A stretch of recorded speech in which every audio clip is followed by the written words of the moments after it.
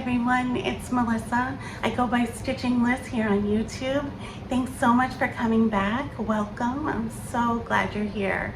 This is part 3 of the decluttering series, and today we're talking about floss. I feel like floss is a different animal than some of your other parts of your stash. So we're going to dedicate this whole video to floss and talk about the differences and the strategies we can use to tackle this collection. So the first thing I want to say is that I think floss feels different because it seems infinitely usable. Like, how can floss go bad? You can use it no matter how much you have, how long you've had it. In fact, it can seem like the more you build up, the better it is. So why would you declutter floss? So I think the simple answer to that is that it's just not serving you anymore. It's not serving your current daily stitching life, who you are as a stitcher right now. Ways that might not be serving you could be that simply you just can't find what you're looking for easily. You go to your stash and it's all over the place. You don't know where to look, what you're trying to find.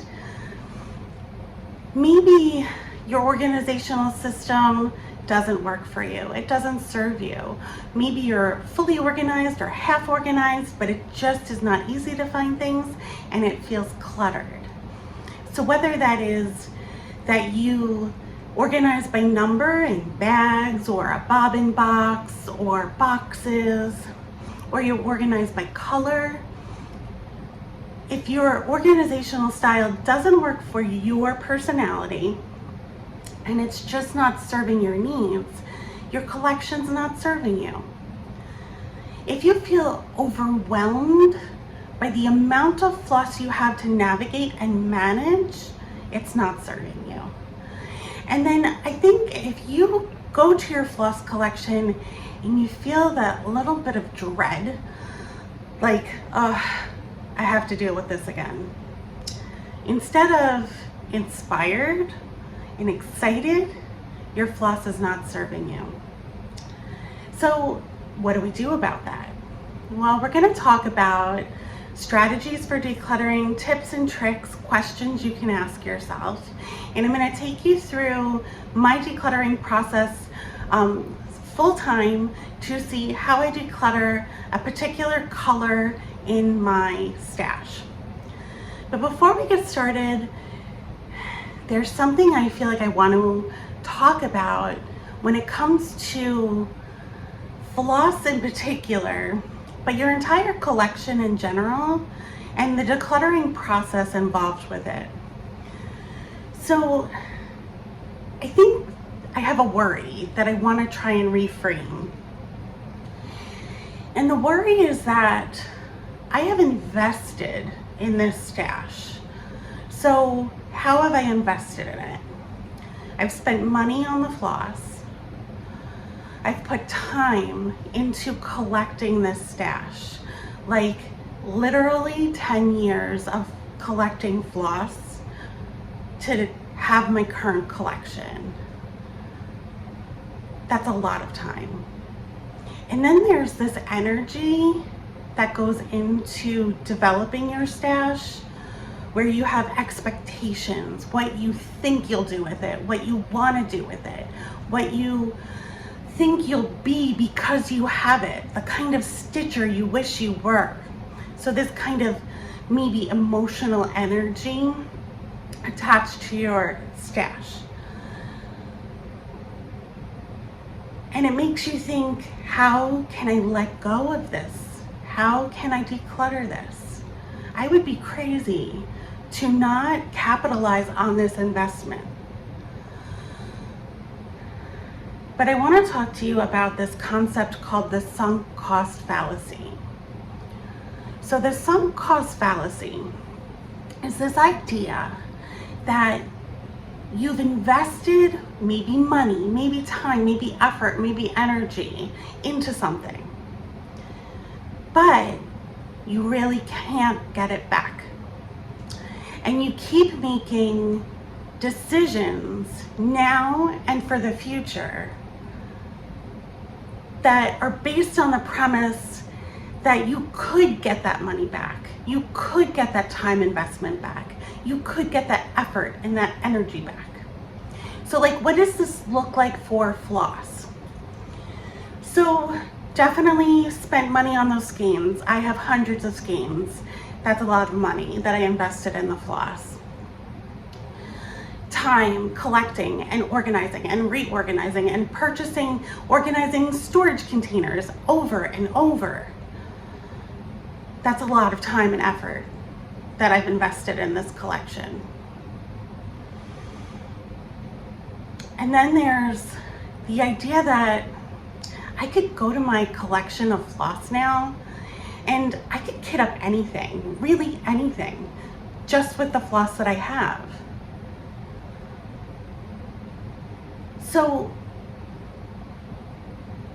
the thing is that that's all in the past. I can't get my money back. I can't get my time back.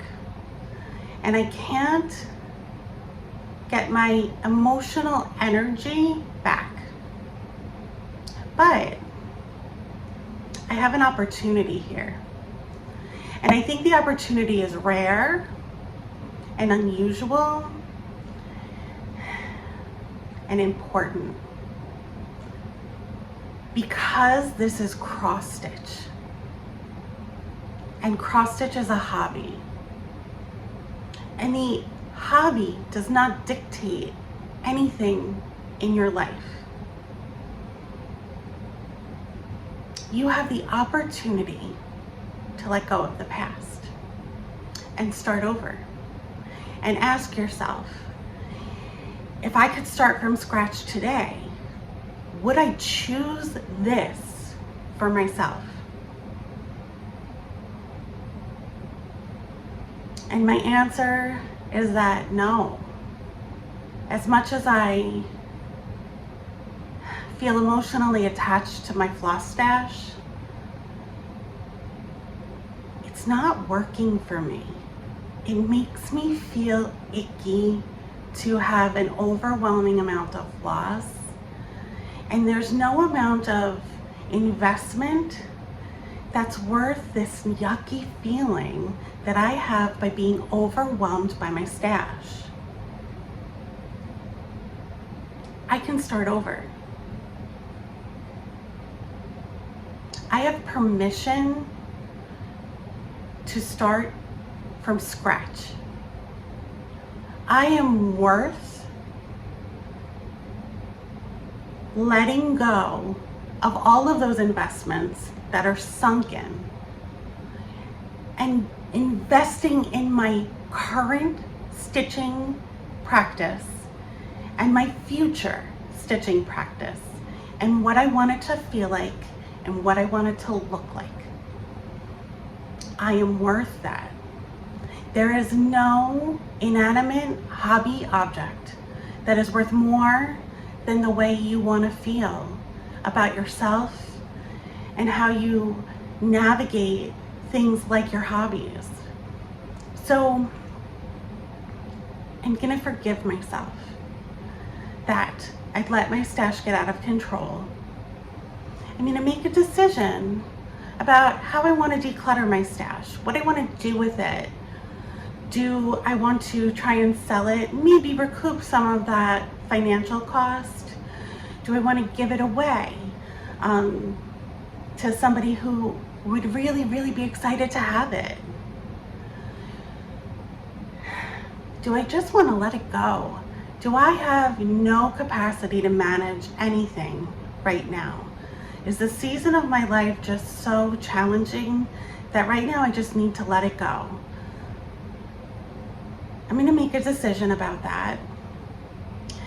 And then I'm going to move forward knowing that the way I feel is worthy of the things I let go. And so what we're going to do now is talk about how you can declutter your stash, what's a meaningful way you can do it, and we're gonna do it while I go through my stash. So we're gonna just do one color, but I'm gonna show you how I currently have my DMC stash. So I have bags of DMC arranged by color,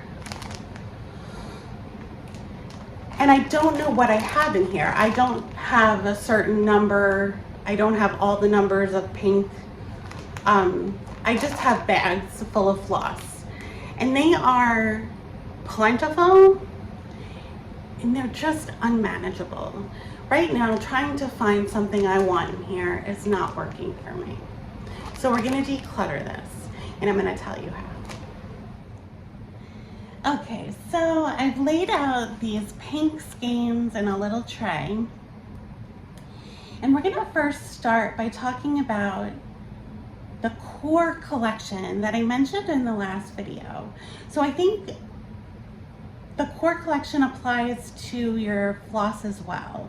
Whether you organize your floss by number or color, you're gonna have a core collection, and it's the colors or the numbers that are the most important, the most commonly used, things that really appeal to you, colors you use in your charts the most often. Those are the things you're gonna wanna keep in your core collection. Okay, so what are we gonna let go of right off the bat? So we're gonna go through and find some duplicates and get rid of some duplicates. Now, I think it's great to keep duplicates of things you use really frequently, like black and white, ecru, maybe some of the reds like 321, 666, things like that you use frequently. Keep duplicates, that's fine, but maybe get rid of the triplicates and the quadruplicates. And then the next thing we're gonna look for is anything that's tangled or messy. I'm gonna let that go. I don't have the capacity to try and untangle. I don't wind on bobbins, so I don't unwind my skein, and so I just want nice, neat skeins in my stash. The other thing is, depending on how your stash has been stored or how old your stash is, you may have some discolored or dirty skeins, and I'm gonna let go of anything that looks discolored or dirty. And those are all just easy off the bat things we can do to declutter. So just for example, I can see right away that I have two of this 718, and oh, and there's another one. Oh, and there's another one. So I definitely don't need 4 718s.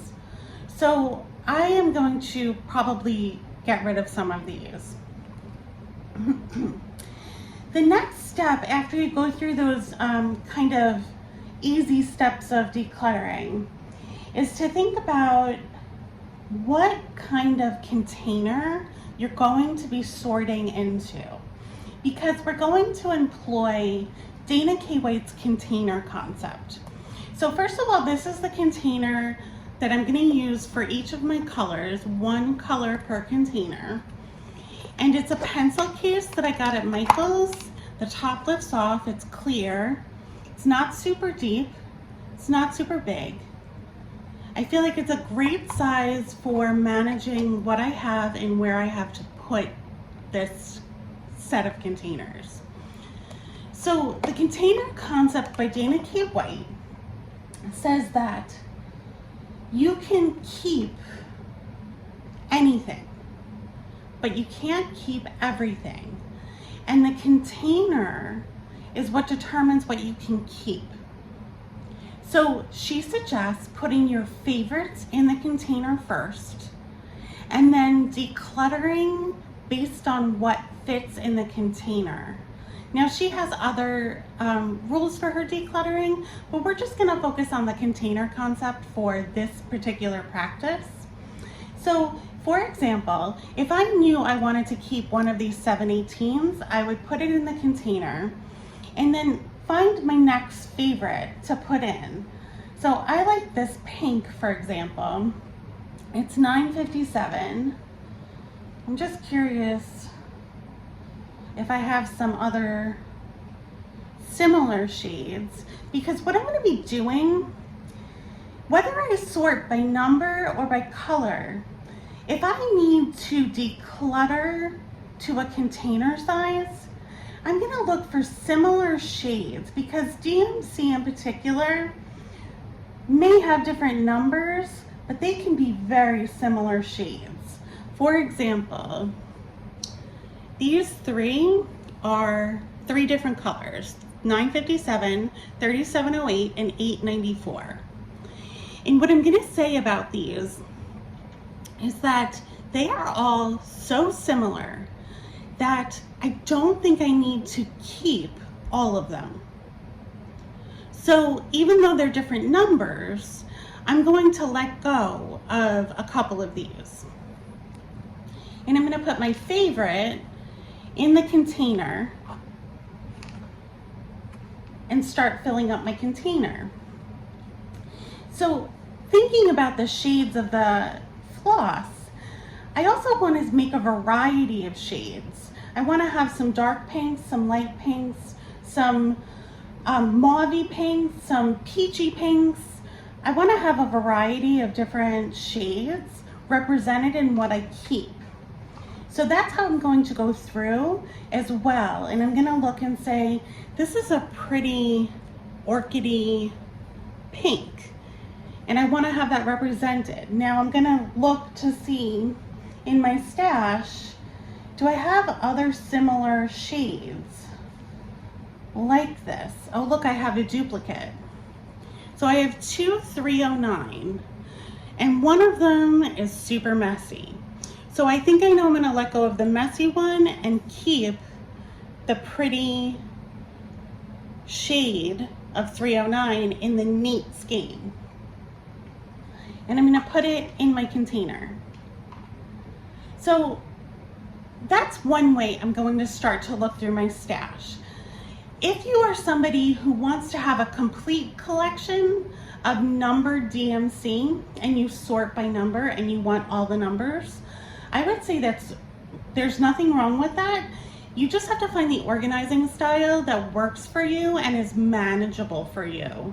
So if you are not super great at bobbinating and you wind up having a stack of floss unbobbinated that you can't get to, I would say try a different method of organizing to see if that suits you better and serves your stash better. Some other things, when it gets really hard, like when you have this much floss, some things I want to consider are, would I buy this again today? Like if I had this stash eliminated, somebody just stole it, for example, would I go out and buy this again today? So that's one question I'm going to ask myself when I go to put my thread in my container. Does the color fit my current projects? So this is a good example. I think this is a very bright color, kind of tropical, and say you're a sampler stitcher.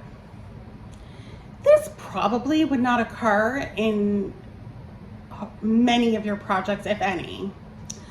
And I know you're wondering, as I have, what would you do if you went to your stash and you didn't have the called for thread? So there's a couple of ways to approach it. Obviously, you can rebuy the thread. If you decluttered it, you can rebuy it. You can also color match. So if you know the color is 891, I'm sorry, and then you see in your stash that you have 3705, those are a really good match. So even though the chart might call for 891, you could use 3705. So you might not need to keep both of these, you could keep one of them. And then another thing to consider is that often DMC takes a trio of numbers, like 924, 925, 926, for example, and it'll be 3 shades of the same color. So 3 shades of yellow, for example. What you could do if you're trying to declutter down to your container size is eliminate 2 of the colors and keep the middle. And then anytime it calls for 924 or 926, you know you will use 925 all the time for that. So those are some ways you can declutter, especially if you're looking for a particular floss. We are resourceful, we are creative. We are going to problem solve if we run into a situation where we don't have what we need in the called for floss. So those are some things to consider. Another thing is, would keeping this feel cluttered or simple? And I think keeping a little bit of each color shade is going to feel much simpler than having multiple skeins of similar shades. I think it's going to be easier to find what I want. This is going to fit much better in my storage space. And so I think it's going to be simpler. Another question to ask yourself is, does all of this feel lighter or heavy? So if you feel lighter when you are letting go, let it go. If it feels heavy, don't worry about it. So I'm going to go through the rest of this and I'm going to show you what I keep, and then we'll touch base back again at the end.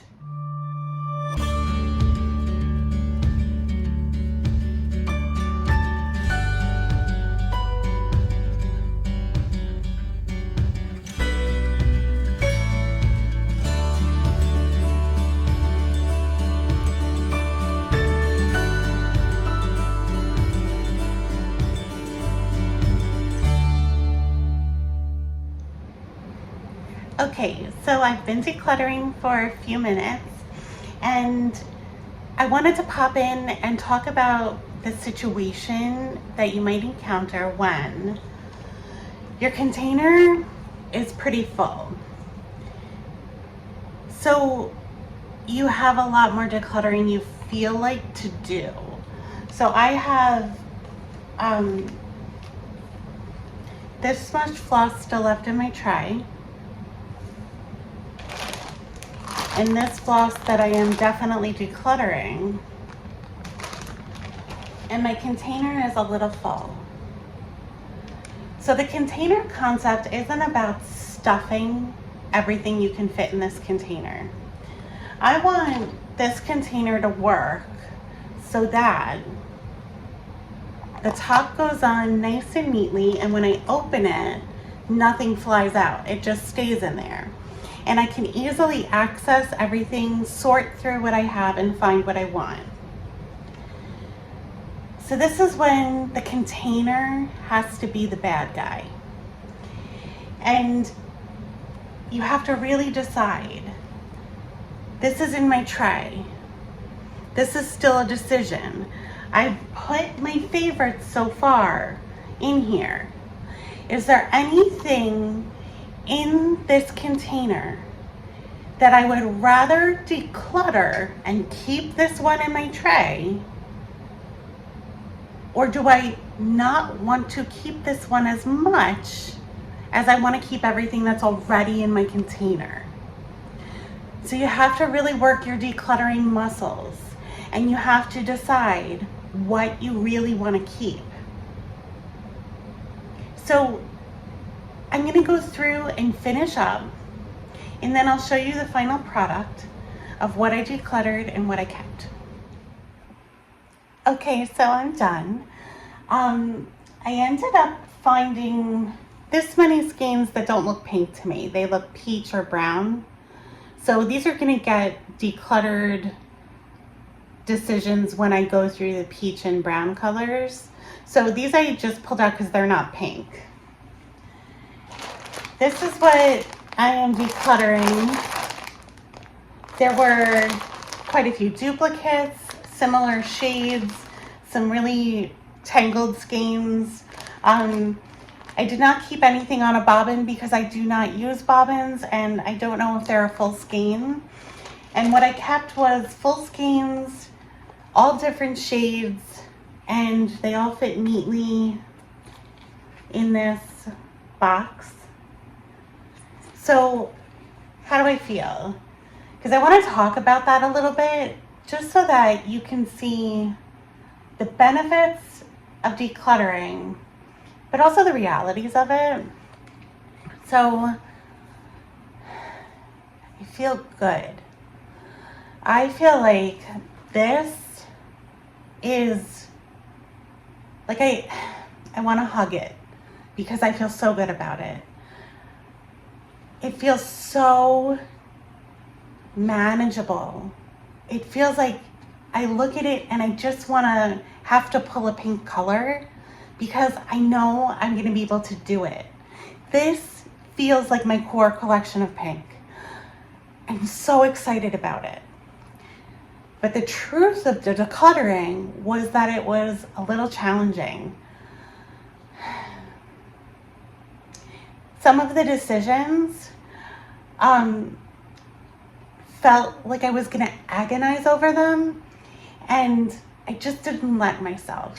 I went by the criteria I had developed. I let the container be my guide, and I just did the work, and I didn't agonize over it. I feel great about this. I'm so excited to see what the rest of my collection looks like when it's fully decluttered and all of the colors have their own little box like this. I'm definitely going to show you my fully decluttered, organized stash at the end of the series. The series will continue with fabric decluttering and also two kind of special issues that have come up. One is, what could you do with your stash that you're decluttering? And the other is, if you have limits on your ability to acquire things for your stash, what can you do about those feelings? Even if they're limits you put on yourself. Some limits are out of your control, but some limits you put on yourself. And so how do you deal with those feelings? So we're going to talk about those in the series too. Thank you so much for sticking with me and joining me. I'm so glad you're here. I hope you're getting a lot out of this.